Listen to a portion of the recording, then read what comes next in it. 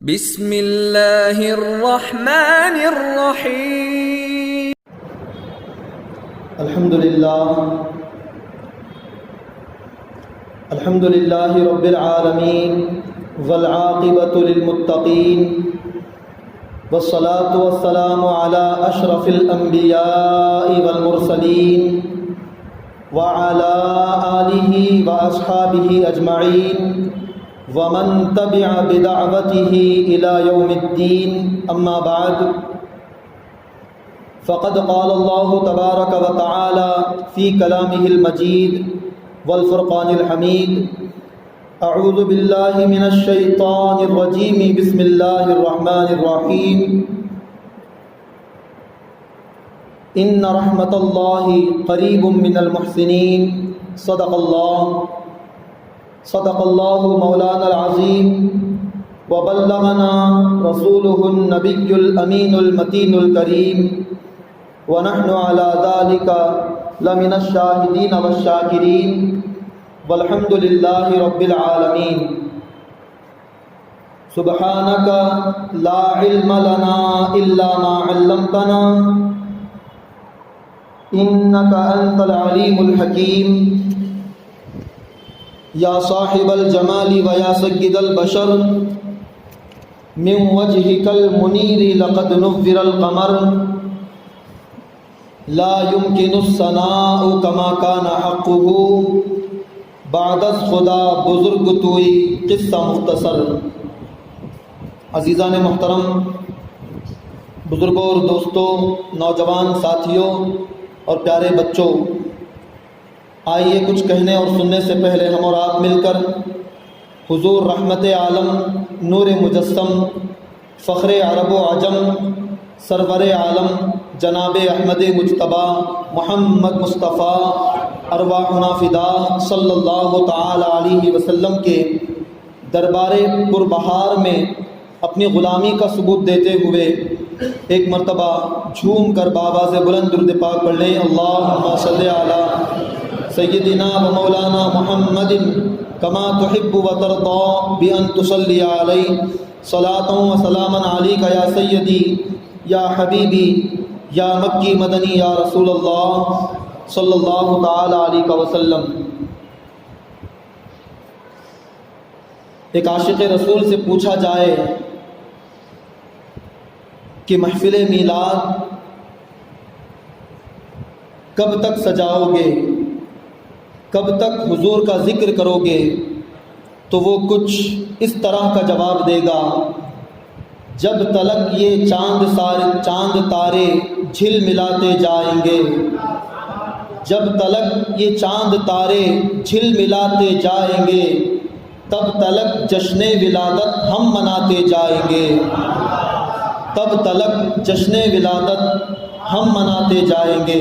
اور کیوں نہ ہو لمحہ لمحہ ہے مجھ پر نبی کی عطا، لمحہ لمحہ ہے مجھ پر نبی کی عطا، دوستو اور مانگوں میں مولا سے کیا، لمحہ لمحہ ہے مجھ پر نبی کی عطا، دوستو اور مانگوں میں مولا سے کیا، کیا یہ کم ہے کہ میرے رب نے مجھے، کیا یہ کم ہے کہ میرے خدا نے مجھے اپنے محبوب کا امتی کر دیا، اپنے محبوب کا امتی کر دیا۔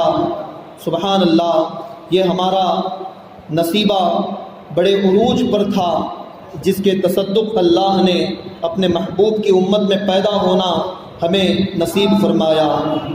محترم حضرات،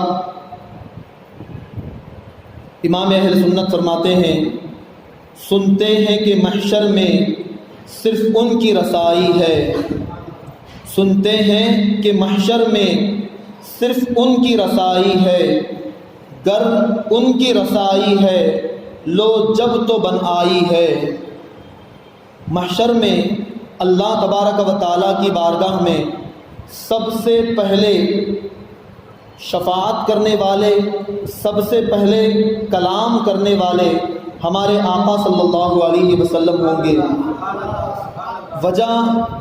اس کی وجہ یہ ہے کہ جب سے کائنات بنی ہے اس وقت سے لے کر آج تک اور قیامت تک دنیا میں سوائے مصطفیٰ کے کوئی ایسا نہیں ہے جس نے ماتھے کی آنکھوں سے اللہ کا دیدار کیا ہو۔ تنہا ہمارے آقا کی ذات جنہوں نے ماتھے کی آنکھوں سے حضور کا دیدار فرمایا، اور محشر کے دن، قیامت کے دن اللہ تعالیٰ جب جلال میں ہوگا، غضب میں ہوگا، کسی نبی کو بات کرنے کی تک ہمت نہ، جرأت نہیں ہوگی۔ قرآن مقدس میں اللہ نے فرمایا یوم یقوم الروح والملائکۃ صفا، جس دن ملائکہ، پورے فرشتے اور جبریل امین اللہ کی بارگاہ میں صف باندھ کے کھڑے ہوں گے، لا یتکلمون، کوئی بات بھی نہیں کریں گے، الا من اذن لہ، سوائے اس ذات کے جسے بات کرنے کی اجازت اللہ عطا فرمائے گا۔ اور سب سے پہلے بات کرنے کی اللہ جسے اجازت عطا فرمائے گا وہ ہمارے آقا کی ذات ہوگی، وہ ہمارے آقا کی ذات ہوگی سب سے پہلے بات کرنے کی۔ اور اس دن سب خوف زدہ ہوں گے، انبیاء، اولیاء، سب خدا کے جلال کے سامنے خوف و ہراس کے عالم میں ہوں گے، لیکن ہمارے آقا اس وقت بھی پرسکون اور مطمئن رہیں گے، مطمئن رہیں گے۔ وجہ کیا ہے؟ وجہ یہ ہے کہ جس نے بھی خدا کو دیکھا وہ قیامت کے دن ہی دیکھا۔ اس دن سب قیامت کے دن خدا کو پہلی بار دیکھ رہے ہوں گے، اور ہمارے آقا چونکہ خدا کو پہلے دیکھ چکے، اس کی رحمتوں کے دریا، خدا کی رحمتوں کے دریا ہمارے آقا نے دیکھ لیے، اس وجہ سے حضور بڑے اطمینان اور سکون کے ساتھ وہاں جلوہ فرما ہوں گے اور خدا کی بارگاہ میں اپنی امت کی سفارش فرمائیں گے۔ تو سب سے پہلے خدا تک جس کی پہنچ ہوگی وہ ہمارے آقا کی ذات ہوگی۔ تو رسائی کا مطلب پہنچ، رسائی، جس کی پہنچ جتنی دور تک ہوتی ہے اس کا کام اتنا آسانی سے ہو جاتا ہے۔ آپ کا کوئی کام پھنسا ہوا ہے، سیدھے طریقے سے کام نہیں ہو پاتا، تو لوگ کیا کرتے ہیں؟ ڈرانا دھمکانا شروع کرتے ہیں۔ لوگ جو ہے دوسروں کا سہارا لیتے ہیں کہ میری پہنچ وہاں تک ہے، میری پہنچ فلاں تک ہے، میں ایسا ایسا کر سکتا ہوں، میں یہ کام کر سکتا ہوں۔ تو اپنے بلبوتے پر نہیں، کسی اور کے بلبوتے پر، کسی اور کے بھروسے پر کہ میری پہنچ فلاں بڑے آدمی تک ہے، تو اس کے بھروسے پر آدمی جو ہے اپنے آپ کو بڑا محسوس کرتا ہے، فخر کرتا ہے۔ تو جب دنیا میں کسی کی پہنچ کہیں تک ہو جائے وہ فخر محسوس کرے، اور ہمارے آقا کی پہنچ قیامت کے دن اللہ تک ہوگی تو ہم کیوں فخر نہیں کریں گے؟ اللہ تک پہنچ سب سے پہلے تمام انبیاء سے اول ہمارے آقا کی پہنچ ہوگی، اور جب ہمارے آقا کی پہنچ خدا تک ہوگی تو پھر ہمارا کام بن ہی جائے گا، ہماری بگڑی قیامت میں بن ہی جائے گی۔ دنیا میں کسی اور کی پہنچ سے لوگوں کے کام بن جاتے ہیں، تو قیامت کے دن جب مصطفیٰ کی پہنچ خدا تک ہوگی تو مصطفیٰ شفاعت کر کے ہمارا کام بنا دیں گے۔ اسی لیے امام نے فرمایا، سنتے ہیں کہ محشر میں صرف ان کی رسائی ہے، صرف ان کی رسائی ہے، گر ان کی رسائی ہے لو جب تو بن آئی ہے، تب تو ہماری بن آئے گی، ہمارا کام بن جائے گا جب مصطفیٰ کی رسائی ہوگی۔ اور آگے فرماتے ہیں، مچلا ہے کہ رحمت نے، مچلا ہے کہ رحمت نے امید بندھائی ہے، مچلا ہے کہ رحمت نے امید بندھائی ہے، کیا بات تیری مجرم کیا بات بنائی ہے۔ حضور کی بارگاہ میں جب مجرم آئیں گے، گناہگار آئیں گے، تو حضور ان سے اس وقت قیامت میں یہ نہ فرمائیں گے، تو یہ نہیں فرمائیں گے کہ تو نے دنیا میں بڑی نافرمانیاں کی ہیں، اب تیرا یہاں کوئی نہیں کام آئے گا، اب تجھے اللہ کے حوالے کر دیا جائے گا، خدا جیسا فیصلہ کرنا چاہے کر لے، یہ نہیں فرمائیں گے، بلکہ حضور اسے اپنی چادر رحمت میں جگہ عطا فرمائیں گے، حضور اسے حوصلہ اور ہمت عطا فرمائیں گے۔ ایک روایت یہ بھی ہے کہ جو دنیا کے اندر حضور اکرم صلی اللہ علیہ وسلم پر کثرت سے درود پڑھتے ہیں، کثرت سے درود پڑھتے ہیں، تو ان درودوں کے وجہ سے حضور اکرم صلی اللہ علیہ وسلم، ایک مرتبہ ایسا ہوا کہ میزان عمل میں حضور کے ایک امتی کے اعمال تولے گئے، नामा अमाल को तोला गया और वो मीज़ान अमल इतना बड़ा मीज़ान कि जिसका एक पल्ला तराजू का एक पल्ला मीज़ान अमल का इतना बड़ा है कि उसके अंदर तमाम दुनिया, सातों ज़मीन, सातों आसमान को अगर मीज़ान के एक पल्ले में रखा जाए तो ऐसा लगेगा जैसा कि हथेली में राई का दाना रखा हुआ है। हथेली में राई का दाना जैसा लगता है वैसा मीज़ान अमल में पूरी दुनिया वैसी लगेगी। उतना बड़ा एक एक पल्ला उस तराजू का। और वो तराजू कैसा होगा? वो कोई दुनियावी तराजू नहीं है जिसमें कमी ज्यादती की जाए। जो कम तोलता है वो कोई दुनिया का तराजू नहीं है, वो मीज़ान अमल है। वो इंसाफ से लोगों के आमाल को तौलेगा। और यहाँ पर इस बात को भी आप ध्यान में रखें कि हम जो नेकियां करते हैं, तोलने के काबिल कौन सी चीज़ होती है? कोई वजनी चीज़, कोई पत्थर, चावल, गेहूं वगैरह, ये तोलने के काबिल है। लेकिन अल्लाह हमारे नामे आमाल को, हमारी नेकियों को और हमारे गुनाहों को मीज़ान में रख के तोलेगा। आप अंदाज़ा करें कि नेकियां तोलने के काबिल कैसे बन जाएंगी। तो हम यही कहेंगे कि ये अल्लाह की कुदरत है कि अल्लाह हमारी नेकियों को हमारे इखलास और हमारी नीयत के एतबार से उनको एक वज़न अता फरमाएगा और उसी वज़न के एतबार से हमारे पूरे आमाल मीज़ान में तोले जाएंगे, मीज़ान में रख के तोले जाएंगे। तो मीज़ान अमल में एक उम्मती का नाम आमाल तोला गया। जब तोला गया, फरिश्तों ने तोला तो नेकियां कम हो गई और गुनाह ज़्यादा हो गए। दुनिया के तराजू में जो चीज़ वज़न हो वो नीचे आ जाता है पल्ला, लेकिन वो तराजू मीज़ान अमल जो पल्ला वज़न होता है वो ऊपर चला जाता है। तोला गया तो गुनाहों का पल्ला भारी हो गया, ऊपर चला गया, नेकियां कम हो गई। अब उसे जहन्नम की तरफ ले जाने का ऐलान हो रहा था। हुजूर वहीं तशरीफ़ लाए, रहमतुल लिल आलमीन तशरीफ़ लाए। और हुजूर आने के बाद फरमाते हैं कि क्या मामला हुआ? फरिश्तों ने अर्ज़ की कि या रसूल अल्लाह, इसका नामा अमल तोला गया है और इसकी नेकियां कम पड़ गई, गुनाह ज़्यादा है, इसको जहन्नम की तरफ ले जाया जाएगा।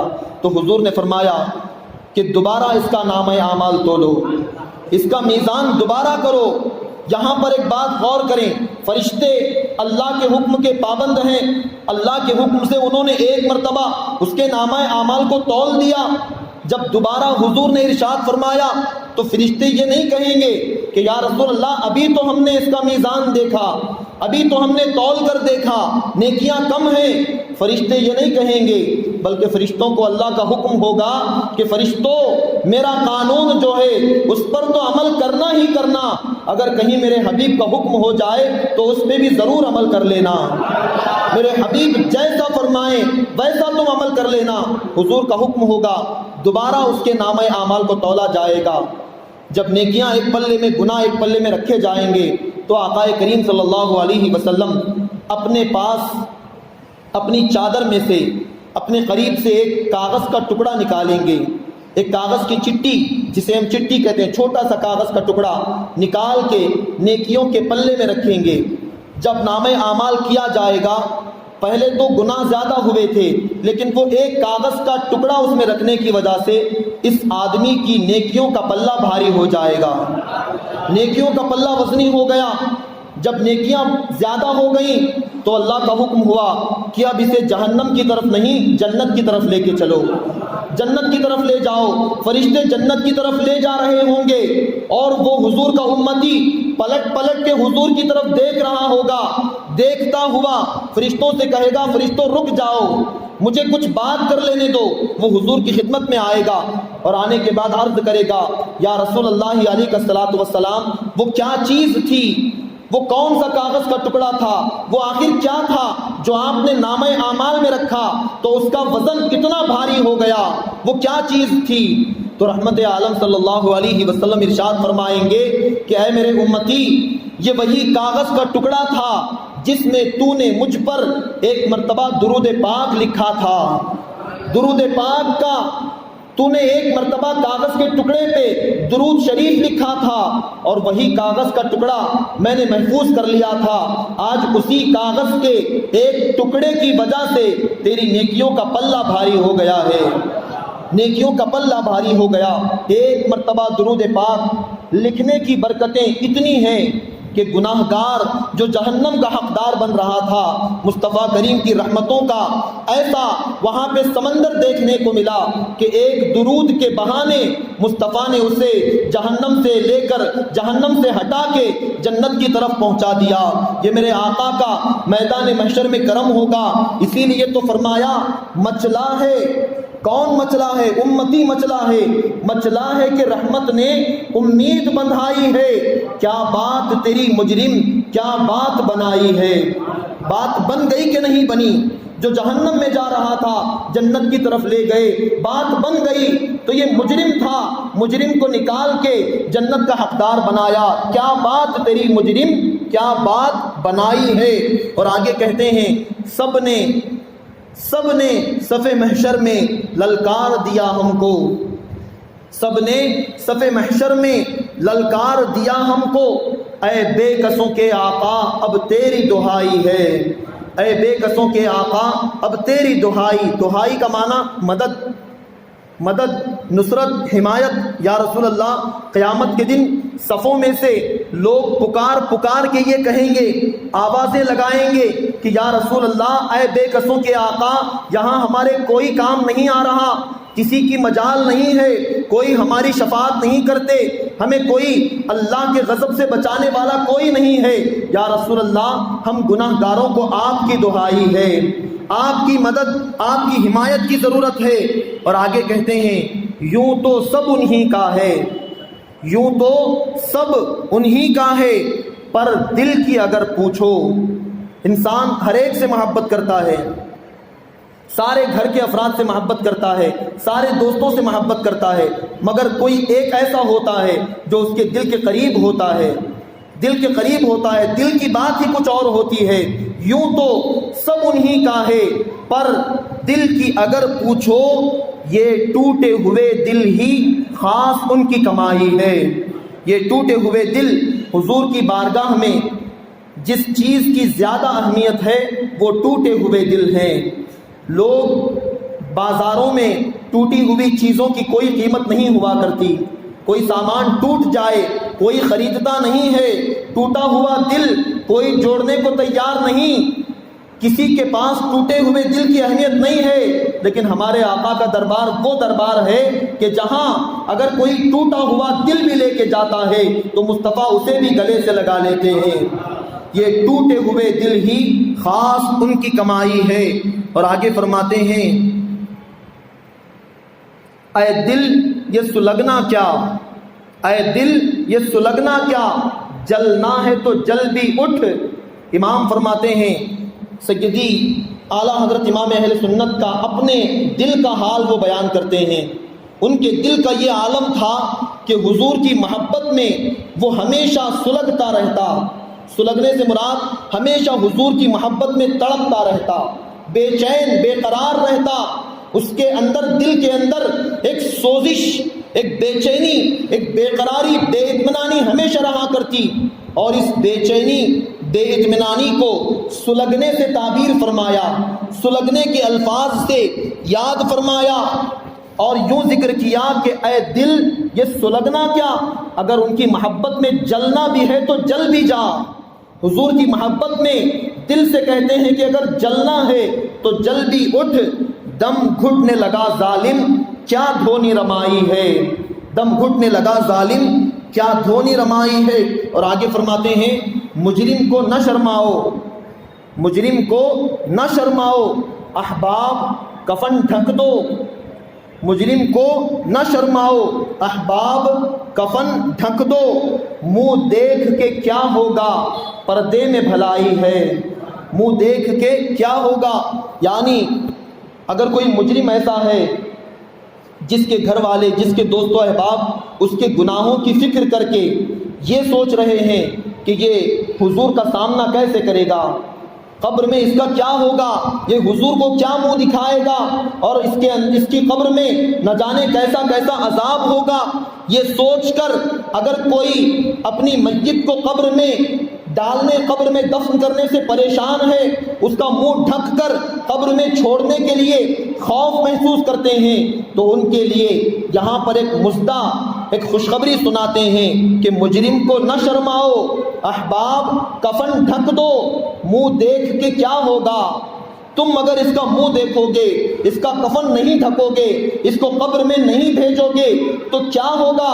اس سے کوئی فائدہ نہیں ہوگا، بلکہ بھلائی تو پردے میں ہے، اس لیے کہ جب یہ پردے میں چلا جائے گا، تمہاری آنکھوں سے دور ہو جائے گا، کفن پہن کے قبر میں چلا جائے گا، تو وہاں اس کی قبر میں مصطفیٰ تشریف لائیں گے اور حضور کی آمد سے اس کی قبر جو ہے نور علی نور ہو جائے گی، قبر چمک اٹھے گی۔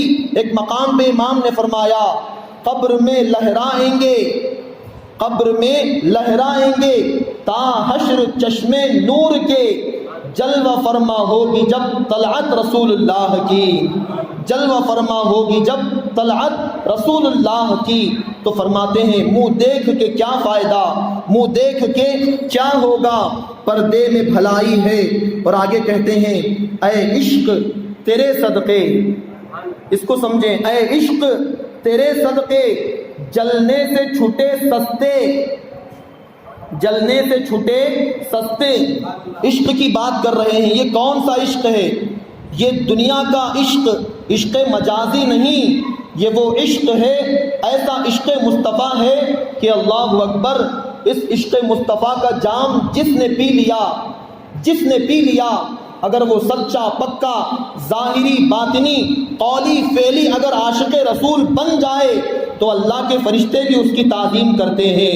امام اہل سنت نے فرمایا نکیرین کرتے ہیں تعظیم میری، نکیرین یعنی منکر نکیر، یہ دونوں فرشتے کرامن کاتبین، دو فرشتے ہیں ہمارے یہاں پر نیکیاں برائیاں لکھنے کے لیے، منکر نکیر یہ دو فرشتے قبر میں سوال کرنے کے لیے آئیں گے۔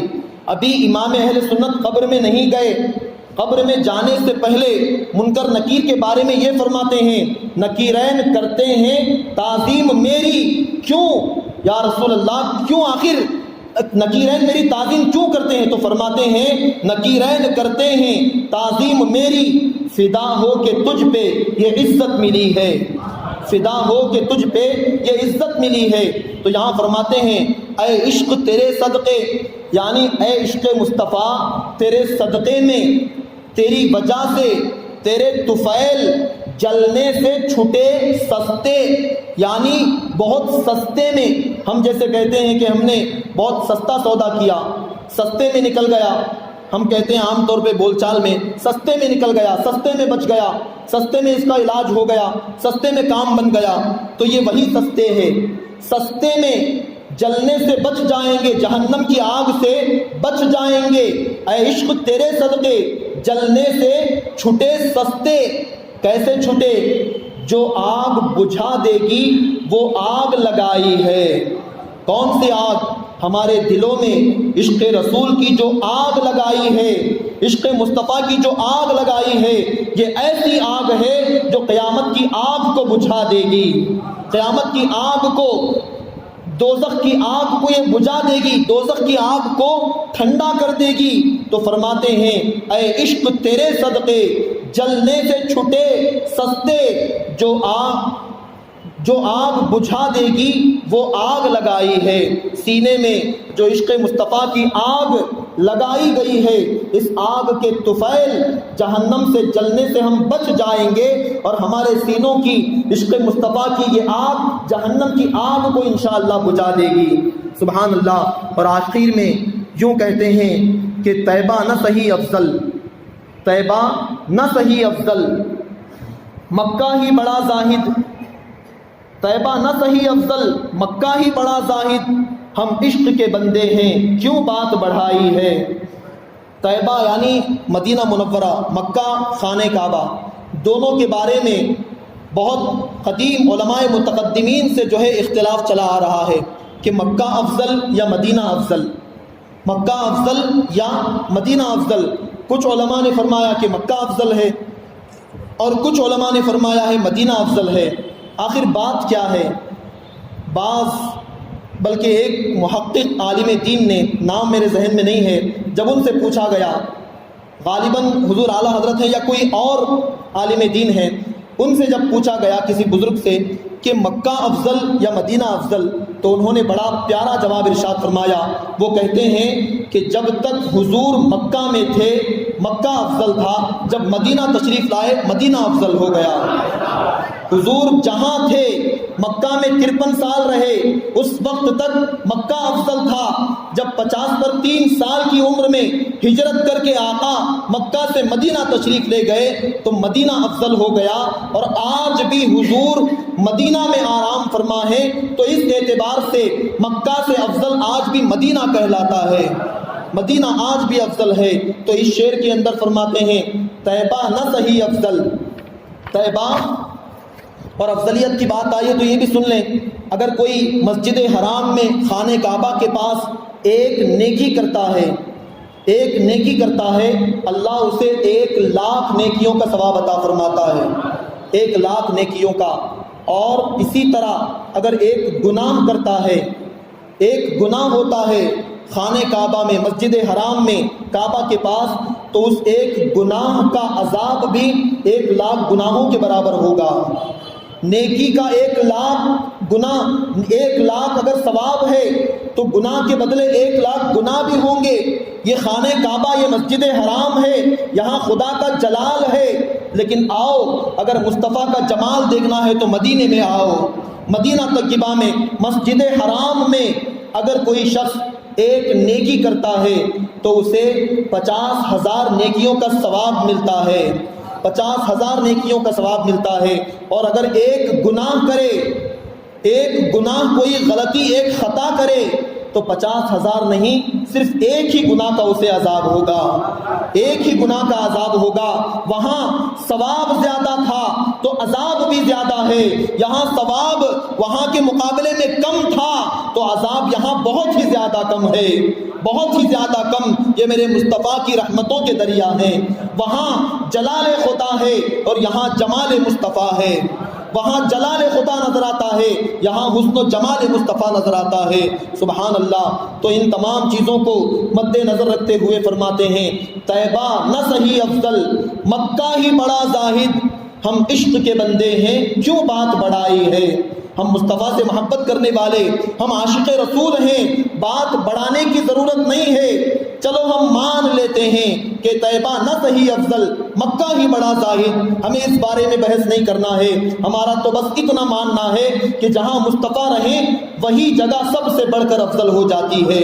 اگر حضور جب عرش پہ تشریف لے گئے، معراج کا سما، عرش پہ جب حضور تشریف لے گئے تو اس وقت ساری کائنات، ساری دنیا سے افضل جگہ عرش اعظم بن گیا تھا، کیونکہ میرے مصطفیٰ کے قدم اس وقت عرش پہ تھے. لیکن یہ ہماری قسمت ہے، یہ ہماری قسمت ہے کہ حضور نے اپنے آرام کے لیے زمین کو پسند فرمایا ہے، زمین کو پسند فرمایا. ورنہ ساری کائنات میں ان کی حکومت ہے، وہ جس جگہ کو چاہتے پسند فرما لیتے. حضرت ادریس علیہ السلام، اللہ نے جب ان کو معراج عطا فرمائی، جنت و دوزخ کی سیر کرائی، جب وہ جنت میں چلے گئے تو انہوں نے کہا کہ اے اللہ، جنت تو بہت حسین و جمیل، بہت خوبصورت جگہ ہے، میں یہاں سے نہیں جاؤں گا. تو اللہ نے فرمایا کہ اے ادریس، یہاں یہ جنت جو میں نے سجائی ہے، میں نے اپنے محبوب کے لیے سجائی ہے، ان سے پہلے جنت میں کوئی نہیں آ سکتا، کوئی نہیں رہ سکتا. تو حضرت ادریس نے کہا اے اللہ، یہ سارے فرشتے، یہ ساری حوریں، یہ بھی تو جنت میں رہتی ہیں، میں کیوں نہیں رہ سکتا. تو اللہ نے فرمایا یہ سارے حوریں، یہ سارے فرشتے جو جنت میں ہیں وہ بحیثیت خادم ہیں، وہ بحیثیت غلام، بحیثیت خادم خدمت کرنے کے لیے ہیں. تو تم یہاں پہ جنت میں نہیں رہ سکتے. حضرت ادریس علیہ السلام نے عرض کی کہ اے اللہ، اگر یہ بات ہے تو ٹھیک ہے، مجھے منظور ہے، میں بھی تیرے محبوب کا خادم بن کے جنت میں رہنا چاہوں گا. تیرے محبوب کی خدمت کی غرض سے میں بھی جنت میں رہنا پسند کرتا ہوں. تو اللہ نے ان کو اجازت عطا فرمائی. وہ آج بھی جنت میں موجود ہیں. حضرت ادریس علیہ السلام آج بھی جنت میں موجود ہیں.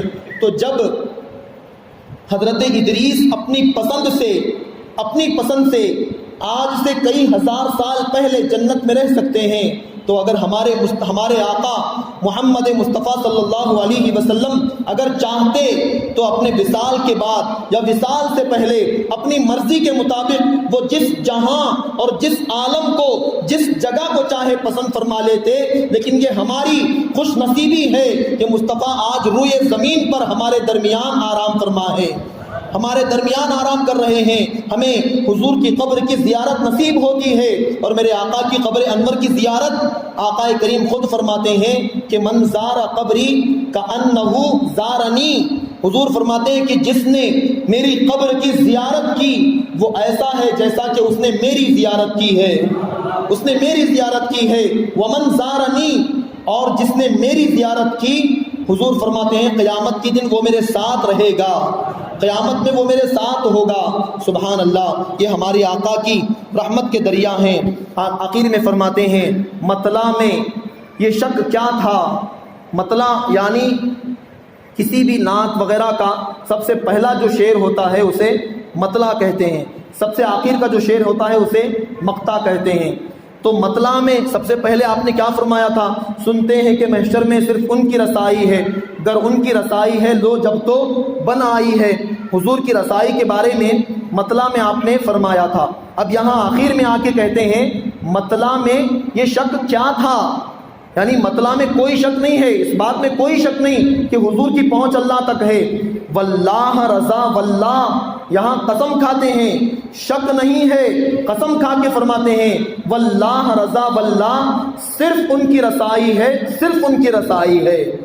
دو مرتبہ قسم کھا کے فرماتے ہیں کہ قیامت کے دن اللہ کی بارگاہ تک صرف مصطفیٰ کی رسائی ہوگی۔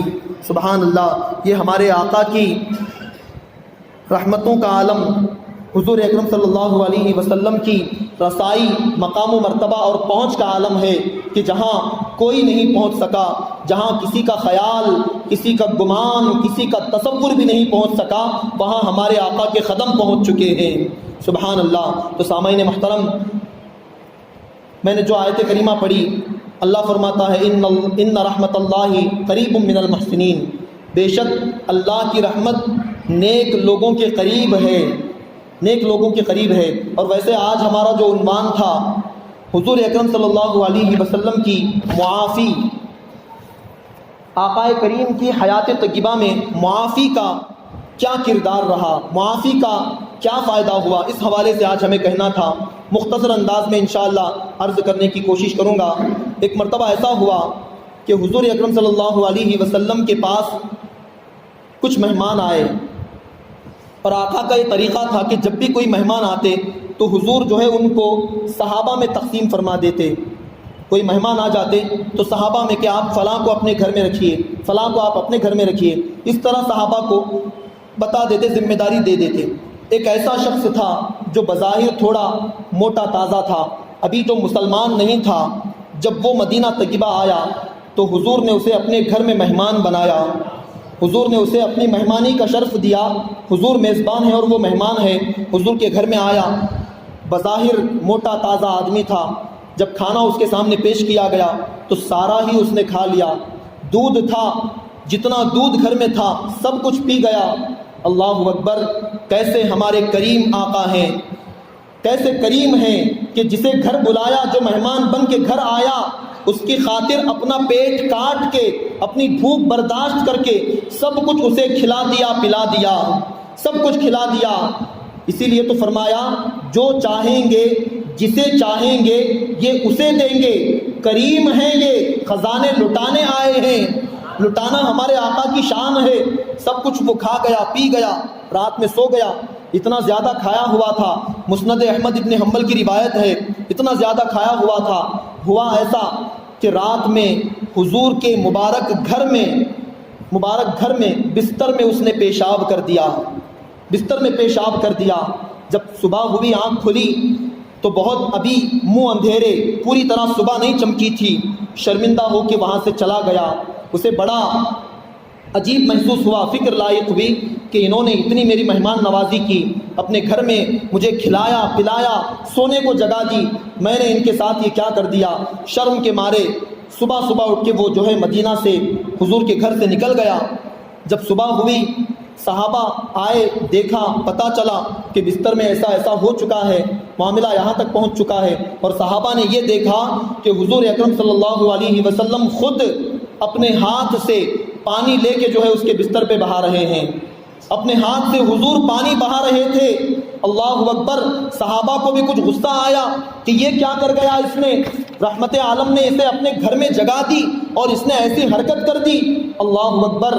جب وہ مدینہ سے دور چلا گیا، گھر سے نکل بھاگ گیا، تو جانے کے بعد اسے یاد آیا کہ میری سونے کی انگوٹھی وہیں پہ رہ گئی ہے، میری سونے کی انگوٹھی رات میں اندھیرے میں وہیں گر گئی اور میں وہیں بھول کے آ گیا۔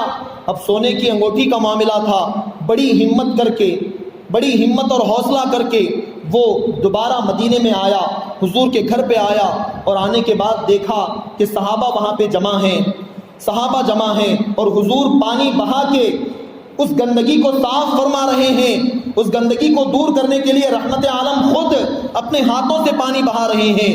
جب اس نے یہ دیکھا تو حضور کی خدمت میں آیا، خدمت میں آ کے گھٹنوں پہ بیٹھ کے ہاتھ جوڑ کے معافی مانگنے لگا کہ اے اللہ کے نبی، اے محمد عربی، مجھے معاف کر دیں، مجھ سے غفلت ہو گئی، میں نے ایسی حرکت کر دی، مجھے بڑی شرم آئی کہ میں آپ کا سامنا نہیں کر سکتا تھا، اس لیے صبح اٹھ کے میں بھاگ گیا، صبح اٹھ کے میں یہاں سے چلا گیا، آپ مجھے معاف کر دیں۔ اتنا کہنا تھا، حضور اکرم صلی اللہ علیہ وسلم نے فرمایا کوئی بات نہیں ہے، میں نے تمہیں معاف کر دیا ہے، میں نے تمہیں معاف کر دیا۔ گھر آ کے اگر کوئی مہمان کسی کو ذرہ برابر تکلیف دیتا ہے تو انسان بے چین ہو جاتا ہے کہ یار یہ مہمان بھی کیا مصیبت بن گیا، اتنے دن ہمارے گھر رک گیا، اتنا کھانا کھا گیا، اتنا ہمارا خرچہ کر گیا۔ اللہ اکبر۔ گھر میں آ کے رحمت عالم کے قلب اطہر کو تکلیف دینے والے، بستر گندا کرنے والے اس شخص کو جو غیر مسلم تھا، مصطفیٰ نے دم چشم زدن میں یک دم اسے معاف کر دیا۔ جب حضور کی معافی کا یہ دریا اس نے دیکھا تو وہاں سے وہ چلا گیا۔ واپس جانے کے بعد اپنے قبیلے کے 500 افراد کو لے کے وہ حضور کی خدمت میں آیا، 500 افراد کو لے کے آیا اور آ کے حضور کی خدمت میں کھڑا ہو کے عرض کرنے لگا کہ اے اللہ کے نبی، یا رسول اللہ، آپ کی معافی کا منظر، آپ کی معافی اور رحمت کا واقعہ میں نے میرے قبیلے والوں کو، میرے گاؤں والوں کو سنایا تو سب نے بیک زبان اس بات کی گواہی دی کہ جس کی معافی، جس کی رحمت اور جس کا دریائے کرم اتنا وسیع ہے، وہ کوئی دنیا کا عام انسان نہیں ہو سکتا، وہ اللہ کا سچا نبی ہی ہو سکتا ہے، سچا نبی ہو سکتا ہے۔ سارے کے سارے 500 افراد نے کلمہ پڑھ کے جو ہے دامن اسلام کو اختیار کر لیا۔ سبحان اللہ، 500 افراد مسلمان ہو گئے حضور کی معافی کے صدقے میں۔ اللہ اکبر۔ وہ ایک مرتبہ ایسا بھی ہوا کہ نبی کریم صلی اللہ علیہ وسلم ایک درخت کے نیچے آرام فرما ہے، ایک درخت ہے، حضور آرام کر رہے ہیں، اور ایک غیر مسلم آیا اور اس نے آ کر تلوار اٹھائی، اور اٹھانے کے بعد حضور کے قریب لا کر کہا کہ اے محمد عربی، اب تمہیں مجھ سے کون بچائے گا، اب تمہیں مجھ سے کون بچائے گا۔ اللہ اکبر۔ اس وقت نبی کون و مکان صلی اللہ علیہ وسلم نے بڑے اطمینان اور پروقار لہجے میں ارشاد فرمایا کہ مجھے میرا اللہ بچائے گا، مجھے میرا رب بچائے گا۔ جب حضور نے یہ فرمایا تو حضور کے اندازے بیان میں، انداز گفتگو میں ایسا جلال تھا، وقار تھا کہ تلوار اس کے ہاتھ سے گر گئی، وہ حیران ہو گیا، تلوار گر گئی تو اسی تلوار کو رحمت عالم نے اپنے ہاتھ میں اٹھایا اور اس کی گردن کے پاس لے جا کر فرمایا کہ نادان، اب بتا، اب تجھے مجھ سے کون بچائے گا، تجھے مجھ سے کون بچائے گا، میرے پاس تو میرا خدا ہے، تیرے پاس بچانے والا کون ہے، تجھے کون بچائے گا۔ وہ غلط معبودان باطلہ کی پوجا کرنے والا تھا۔ جب حضور نے یہ فرمایا تو اس کی آنکھوں میں آنسو آ گئے اور اس نے کہا کہ اے محمد عربی، مجھے اب آپ کے سوا کوئی نہیں بچا سکتا، آپ چاہیں تو ہی بچا سکتے ہیں۔ میرے آقا نے تلوار ہٹا لی اور کہا کہ جا، میں نے تیری جان بخش دی ہے، میں نے تیری جان بخش دی۔ جب حضور نے بلا تأمل، بغیر کسی تاخیر کے اسے معاف کر دیا تو اس نے کلمہ پڑھ کے جو ہے وہ دامن اسلام میں داخل ہو گیا، وہ مسلمان ہو گیا۔ یہ میرے آقا کی بخشش کا عالم ہے، حضور کی رحمتوں کا یہ عالم ہے۔ اور سب سے عظیم وہ دن، سب سے پیارا اور سب سے مبارک، سب سے بڑا وہ دن، فتح مکہ کا دن کیسے بھولا جا سکتا ہے۔ فتح مکہ کا وہ منظر آپ ملاحظہ کریں کہ فتح مکہ جب اللہ نے مکہ فتح فرمایا، مسلمانوں کے حوالے فرمایا، حضور نے اعلان کر دیا، اور حضور کے اعلان سے پہلے ذرا وہ منظر، ہجرت سے پہلے کا منظر اپنی نگاہوں میں لائیں کہ جب مکہ فتح ہوا تو مسلمانوں کا مکہ پہ قبضہ ہو گیا، لیکن ایک زمانہ وہ تھا کہ مکہ کے اندر مسلمانوں کو مارا جاتا تھا، مسلمانوں کو پیٹا جاتا تھا، مسلمانوں کو تکلیف دی جاتی تھی، ظلم و ستم کیا جاتا تھا، اور حضور کے کندھوں پر عین حالت سجدہ میں کفار و مشرکین نے اونٹ کی اوجڑی لا کے رکھ دی تھی۔ اونٹ کی غلاظت کا جو پیٹ میں تھیلا ہوتا ہے، وہ تھیلا میرے آقا کے کندھوں پر رکھ دیا گیا، اور میدان طائف جس کے بارے میں اللہ اکبر، ایک مرتبہ ام المؤمنین ہماری ماں عائشہ صدیقہ رضی اللہ تعالی عنہا نے حضور سے پوچھا کہ یا رسول اللہ، کیا احد کے دن سے بھی خطرناک دن کبھی آپ پہ گزرا ہے؟ احد کے دن چونکہ ہمارے آقا کے دندان مبارک میں تیر پھنس گیا تھا، بڑی تکلیف کا وہ دن تھا، اس دن کے بارے میں حضرت عائشہ نے پوچھا کہ کیا احد کے دن سے بھی خطرناک آپ پر کوئی دن گزرا ہے؟ تو حضور نے فرمایا عائشہ ہاں، احد کے دن سے بھی تکلیف دہ دن، زیادہ تکلیف والا دن مجھ پہ گزرا ہے، اور وہ طائف کا دن ہے۔ جب میں طائف میں گیا، لوگوں نے مجھ پر پتھر برسائے، میرے پیروں سے خون بہنے لگا، پیروں سے اتنا خون نکلا کہ جوتیاں، میری جوتیاں خون سے لت پت ہو گئیں، خون سے بھر گئیں۔ میں جب تھک کے بیٹھ جاتا تو وہ شریر، وہ اوباش لوگ مجھے اٹھاتے، جب میں چلنے لگتا تو دوبارہ میرے پیروں پہ وہ پتھر مارا کرتے تھے۔ اللہ اکبر، اتنا ظلم و ستم کیا گیا، لیکن وہ دن آیا، اللہ نے آپ کو شان و شوکت عطا فرمائی، طاقت و قوت عطا فرمائی، اسلام کا غلبہ ہو گیا، مکہ فتح ہو گیا۔ اب مکہ کے اندر وہ تمام لوگ حاضر ہیں جنہوں نے ظلم و ستم کیا، وہ بھی حاضر ہیں جنہوں نے طائف میں پتھر مارے، وہ بھی حاضر ہیں جنہوں نے کندھوں پر اونٹ کی اوجڑی رکھی، وہ بھی حاضر ہیں جنہوں نے راستے میں کانٹے بچھائے، وہ سارے لوگ حاضر ہیں جنہوں نے ظلم و ستم کیا تھا۔ اور صحابہ بالکل اپنی تلواروں کے دستے پہ ہاتھ رکھ کے تیار ہیں کہ کب حکم ہوگا، کب ہماری تلواریں بے نیام ہوں گی اور ہم ان کافروں کا سر تن سے جدا کر دیں گے۔ صحابہ جنہوں نے ظلم و ستم جھیلا تھا، برداشت کیا تھا، وہ بے چین تھے، وہ انتظار کر رہے تھے، وہ مصطفیٰ کے لبوں کی طرف دیکھ رہے تھے کہ کب حضور اشارہ کریں گے، بس اشارہ کریں گے اور آج ہم ان کا کام تمام کر دیں گے۔ سب منتظر ہیں، سب جو ہے انتظار، سراپا انتظار بنے ہوئے ہیں، لیکن قربان جائیں ہمارے آقا کے دریائے رحمت، دریائے کرم، دریائے عفو و کرم کا کیسا عظیم جو ہے منظر ہے، انوکھا نرالا وہ منظر ہے۔ میرے آقا نے اعلان فرمایا تو یہ اعلان نہیں کیا کہ اے میرے صحابہ کاٹ دو ان کی گردنیں، اڑا دو ان کے سر، تن سے جدا کر دو ان کے سر، یہ اعلان نہیں فرمایا، بلکہ مصطفیٰ کریم صلی اللہ علیہ وسلم نے فرمایا لا تثریب علیکم اليوم، اے مکہ کے رہنے والو آج تم پر کوئی ملامت نہیں ہوگی، جاؤ میں نے تم سب کو معاف کر دیا ہے، میں نے بیک وقت ایک ہی ساتھ میں نے سب کو معاف کر دیا، جو بھی اپنا ہتھیار ڈال دے اس کے لیے معافی ہے، جو خانہ کعبہ میں آئے اس کے لیے معافی ہے، جو کعبے کی دیوار سے چمٹ جائے اس کو معاف کر دیا، جو ابو سفیان کے گھر میں چلا جائے اس کو میں نے معاف کر دیا۔ حضور نے عام معافی کا اعلان فرمایا، اور اس معافی کا جو اعلان حضور نے کیا اس کا نتیجہ، اس کا ثمرہ، اس کا فائدہ اتنا عظیم فائدہ ہوا کہ حضور کی معافی کا منظر، حضور کا دریائے رحمت، حضور کا دریائے کرم دیکھ کر اسی وقت مکہ کے رہنے والے وہ کفار ہزاروں کی تعداد میں دامن اسلام میں داخل ہوئے ہیں، ہزاروں کی تعداد میں۔ اس دن اس کے بعد مسلسل لوگ مسلمان بنتے گئے، انہیں یقین ہو گیا کہ جس کا دل اتنا بڑا ہے، ہم نے ان کے ساتھ کیا کیا نہیں کیا، پتھر مارے، کانٹے بچھائے، ان کا ہم نے اتنا، ان پر ہم نے ظلم و ستم کیا، پھر بھی اس کے باوجود بھی انہوں نے اتنی آسانی سے ہمیں معاف کر دیا، تو یہ کوئی معمولی انسان نہیں ہو سکتا۔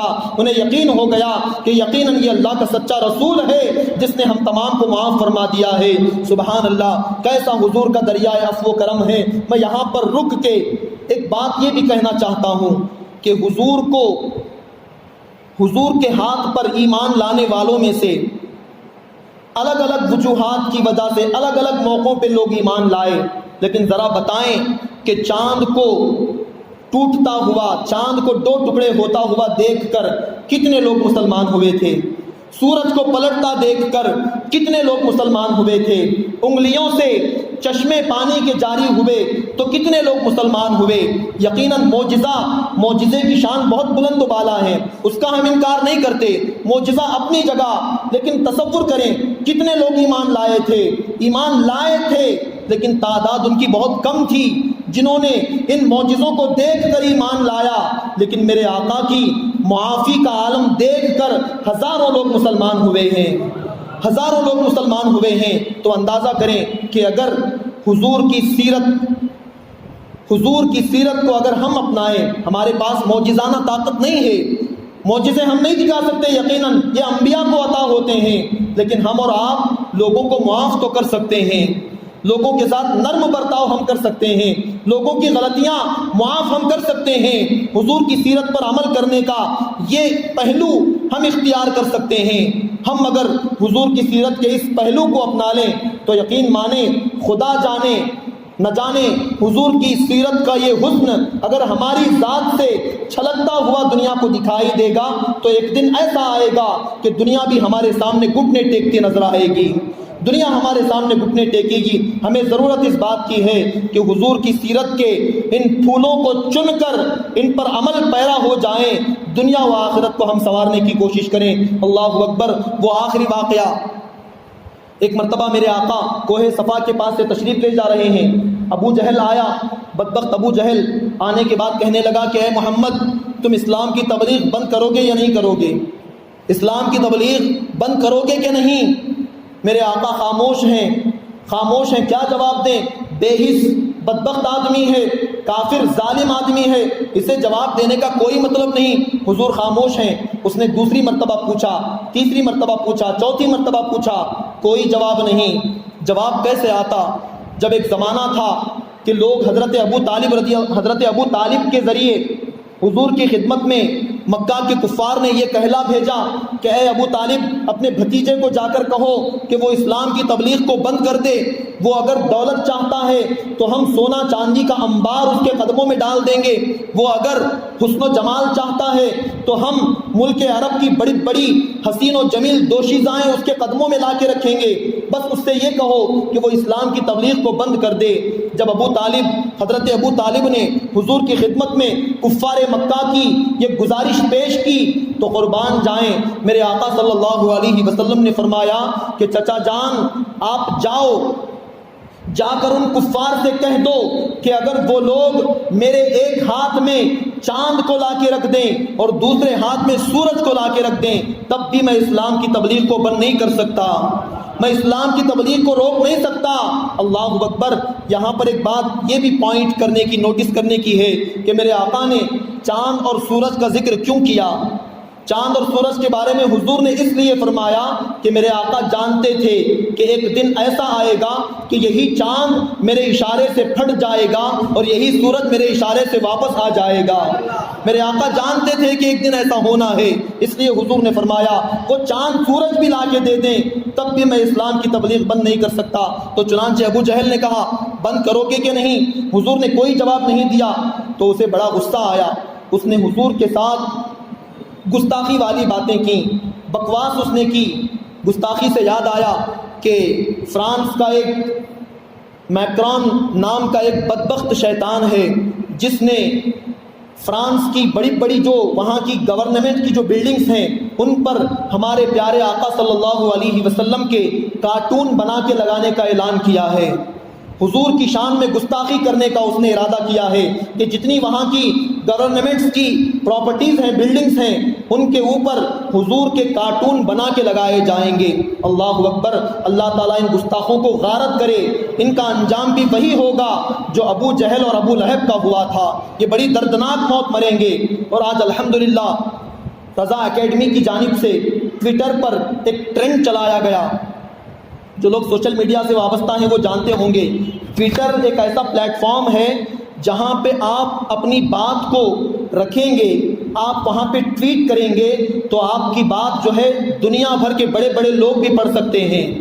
دنیا بھر میں آپ کی بات پہنچتی ہے.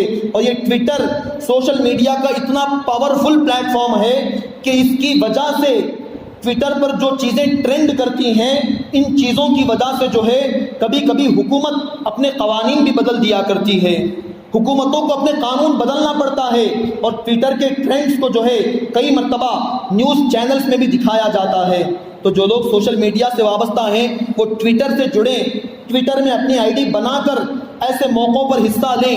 اس کے آج جو ہیش ٹیگ چلایا گیا میکرون دا ڈیول، یعنی یہ میکرون نام کا جو انسان ہے وہ شیطان ہے، میکرون دا ڈیول نام سے ہیش ٹیگ چلایا گیا. اور اس ہیش ٹیگ کو 2 بجے شروع کیا گیا، آج دوپہر میں 2 بجے سے تقریباً 4:30 اور 5 بجے تک جب میں نے دیکھا تو یہ ہیش ٹیگ جو ہے پورے ٹویٹر میں 1 نمبر پہ چلایا جا رہا تھا. یعنی سب سے زیادہ آج کے دن ان 2 گھنٹوں میں جس چیز کو لوگوں نے ہیش ٹیگ استعمال کرتے ہوئے ٹویٹ کیا ہے وہ ہمارے آقا کی عزت پر پہرا دینے والے عاشقان مصطفیٰ نے میکرون دا ڈیول کے نام سے ٹویٹر پر ٹرینڈ چلایا ہے. وہ 1 نمبر پہ پہنچ گیا، اور یقیناً ٹویٹر پہ اس ٹرینڈ کے چلانے کا کوئی ایسا ویسا معمولی مطلب نہیں ہے. اس کی وجہ سے وہاں کی حکومت کو ضرور غور کرنا پڑے گا. ایسا زبردست یہ پلیٹ فارم ہے. تو بہرحال گستاخی کرنے والے حضور کی شان میں وہ تباہ و برباد ہو جائیں گے. مٹ گئے مٹتے ہیں مٹ جائیں گے اعدا تیرے، اعدا یعنی دشمن، مٹ گئے مٹتے ہیں مٹ جائیں گے اعدا تیرے. نہ مٹا ہے نہ مٹے گا کبھی چرچا تیرا، نہ مٹا ہے نہ مٹے گا کبھی چرچا تیرا. ارے اللہ نے جسے فرمایا وَرَفَعْنَا لَكَ ذِكْرَكَ، اے حبیب ہم نے آپ کے ذکر کو بلند کر دیا. جس کے ذکر کو خدا نے بلند کیا ہو اس کے ذکر کو کوئی اور کیا گھٹا سکتا ہے. کسی کی توہین کرنے سے، گستاخی کرنے سے حضور کی شان میں کمی نہیں آئے گی، بلکہ گستاخی کرنے والا اور اس کی نسلیں تباہ و برباد ہو جایا کرتی ہیں. تو ابو جہل نے گستاخی کی، یہاں تک کہ تیر کا جو کمان ہوتا ہے کمان اٹھا کے اس نے حضور کے سر پہ مارا، سر سے خون بہنے لگا. کچھ دیر کے بعد حضرت حمزہ رضی اللہ تعالیٰ عنہ آئے، حضور کے چچا جان پیارے چچا حضرت حمزہ. جب وہ آئے ان کو پتا چلا کہ ابو جہل نے محمد عربی صلی اللہ علیہ وسلم کو مارا ہے، تو وہ ابو جہل کے پاس گئے، اور جانے کے بعد ایک لکڑی ان کے ہاتھ میں تھی، اس لکڑی سے بڑا خطرناک ابو جہل پہ وار کیا، اس کو زخمی کر دیا، اس کے سر سے بھی خون بہنے لگا. اس کے بعد وہ حضور کی بارگاہ میں آئے.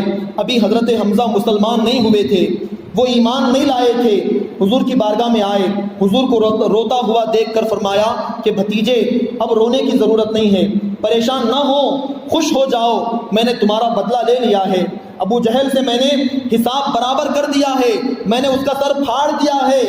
تو رحمت عالم صلی اللہ علیہ وسلم نے فرمایا چچا جان مجھے اس طرح کے کاموں سے کوئی خوشی نہیں ہوتی. آپ نے اس کا سر پھاڑ دیا، مجھے کوئی خوشی نہیں ہے. حضرت حمزہ نے کہا کہ بھتیجے پھر یہ تو بتا کہ تو کیسے خوش ہوگا، تجھے خوش کرنا ہو تو میں کیا کروں. تو رحمت عالم صلی اللہ علیہ وسلم نے فرمایا کہ چچا جان اگر مجھے خوش کرنا چاہتے ہیں، آپ اگر مجھے خوش دیکھنا چاہتے ہیں تو بس آپ کلمہ پڑھ کے مسلمان ہو جائیے، میرا دل خوش ہو جائے گا. آپ مسلمان ہو جائیں میں خوش ہو جاؤں گا. آپ اندازہ کریں کہ ذاتی انتقام، اپنی ذات کے لیے بدلہ لینا، یہ میرے آقا کے لیے اہمیت نہیں رکھتا. اس بات کی حضور کی زندگی میں کوئی ویلیو نہیں ہے. اگر اہمیت ہے، ویلیو ہے، تو اسلام قبول کرانے کی جو ہے حضور کی زندگی میں اہمیت نظر آتی ہے. یہ میرے آقا کا دریائے کرم ہے، دریائے رحمت ہے کہ اپنی ذات کے لیے کسی سے انتقام لینا حضور پسند نہیں فرماتے. جو کچھ کرتے اللہ کے لیے کرتے اور اللہ کے دین کے لیے فرمایا کرتے. سبحان اللہ. تو اللہ تبارک و تعالیٰ نے محبوب کا دل اتنا نرم فرمایا، اتنا نرم بنایا کہ حضور بلا تأمل، بلا جھجک کئی لوگوں کو جو ہے یوں ہی معاف کر دیا کرتے تھے. اور میرے آقا کے معاف کرنے کی بدولت ہزاروں لوگ جو ہے دامن اسلام میں داخل ہوئے ہیں، ہزاروں لوگوں کو اسلام کا دامن نصیب ہوا ہے. تو بس آج کی یہ گفتگو حضور کے دریائے کرم اور معافی کے حوالے سے آپ حضرات کے سامنے بیان کی گئی. انشاءاللہ کل آنے والی محفل میں حضور کے کچھ معجزات، حضور کے کچھ معجزات انشاءاللہ آپ حضرات کے سامنے بیان کرنے کی سعادت حاصل کروں گا۔ اللہ تعالیٰ کی بارگاہ میں دعا ہے جو کچھ کہا گیا سنا گیا رب کریم اپنی بارگاہ میں قبول فرمائے، کہنے سننے میں جو بھی لفظی شرعی غلطی ہو اللہ اپنے فضل و کرم سے معاف فرمائے، رب کریم ہم تمام کی حاضری کو قبول فرمائے، حضور کی سچی محبت اللہ ہمارے دلوں میں پیدا فرمائے، آمین آمین یا رب العالمین برحمتک یا ارحم الراحمین، وآخر دعوانا ان الحمد للہ رب العالمین۔ السلام علیکم ورحمۃ اللہ تعالی وبرکاتہ۔